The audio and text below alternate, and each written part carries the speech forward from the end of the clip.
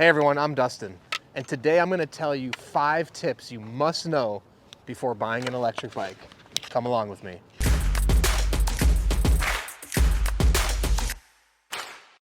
Alright, so today I'm going to tell you 5 tips you must know before buying an electric bike. Now this isn't one of my 5 tips, but always wear a helmet. So right here I have the 630 simple step-through electric bike. You can find this on our website, sixthreezero.com. I'm going to get on this and take you for a ride while I walk you through the 5 things you must know before buying an electric bike. So let's get right into it. Number 1, not all electric bikes have a throttle and a pedal assist option. You can see right here on the 630, we have a thumb throttle here. Some bikes may have a twist shift throttle on the grip, but not all have a throttle. Most electric bikes come at least equipped with a pedal assist function. Let's go ahead and go for a ride and I'll show you that really quick. It's very simple. Once you start pedaling, the pedal assist just kicks in and there we go. We're off and riding.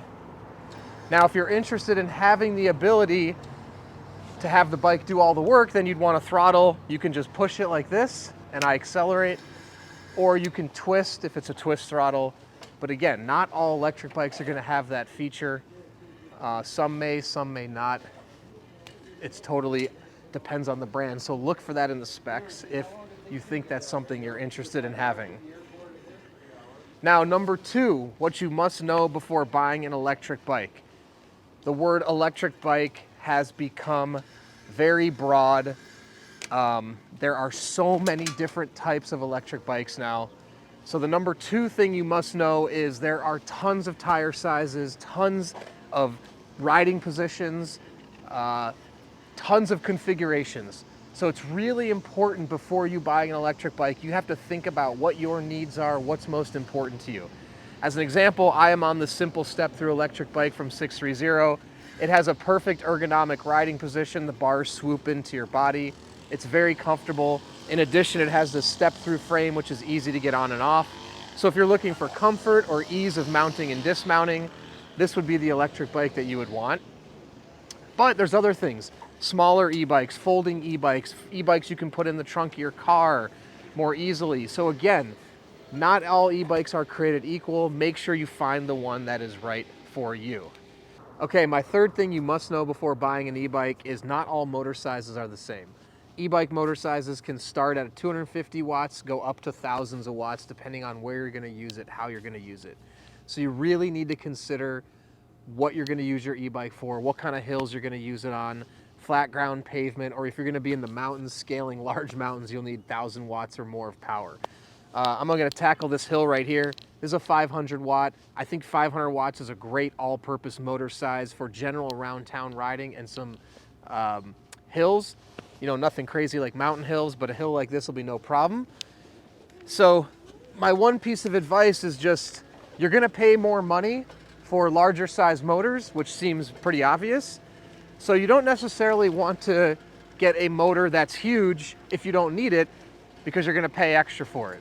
Now you can see this is a pretty substantial hill here. I'm 215 pounds and I'm just casually letting the pedal assist get me up the hill here. So again, not all motor sizes are created equal. Now, 4th thing you must know before buying an e-bike, not all battery sizes are created equal. You can see right here on mine, I've got my battery in the back here. Easily removable if you have it back here, which is a plus. So it's also, you want to consider how far you're going to ride, where you're going to ride, the kind of terrain. Also, the weight of the rider is going to impact the battery size you may or may not want, because the heavier the rider, the more you're going to drain the battery. The more hills you're going to ride, the more you're going to drain the battery. So just important to think about battery size. Now, battery is going to be the one factor that dictates the price of an e-bike more than anything else. We're going to make a left-hand turn here. So it's very important to think about the size of the battery you need for the type of riding you're going to need.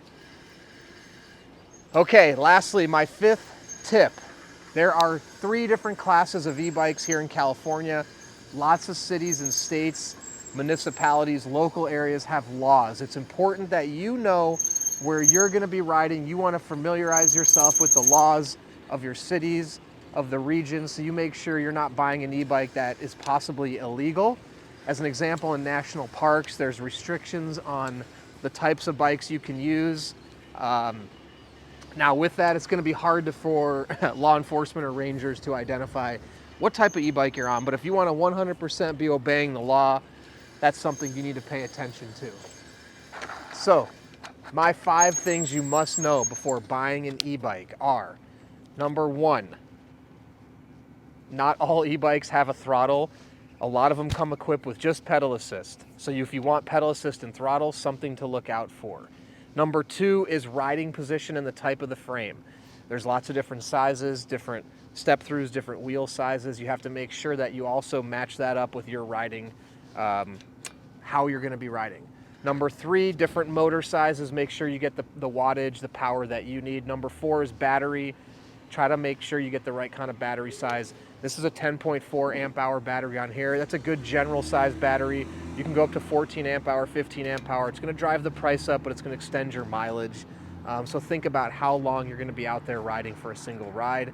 Number 5 thing you must know before buying an e-bike, check your local laws, make sure you're gonna buy an e-bike that will be legal to ride in the way that you want to ride it. So, those are my 5 things you must know before buying an electric bike.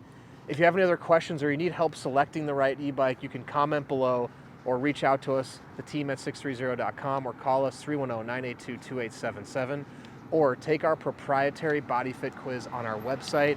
You'll answer a few questions about your body and your life, and our proprietary algorithm will recommend the perfect e-bike for you. In addition, we have a 30-day test ride your e-bike policy. If you don't love it, send it back in 30 days, no questions asked. Lastly, before you buy your e-bike, join our communities. Download our app, join our Facebook peddlers group, connect with existing 630 riders, see how they love their e-bikes, hear their stories, see how they're logging miles. Then after you get your 630 e-bike, make friends, log your rides on the app, post photos. It is a ton of fun. So, thanks for coming along on this ride with me. I'm gonna go ahead and finish the ride, but don't forget, it's your journey, your experience. Enjoy the ride.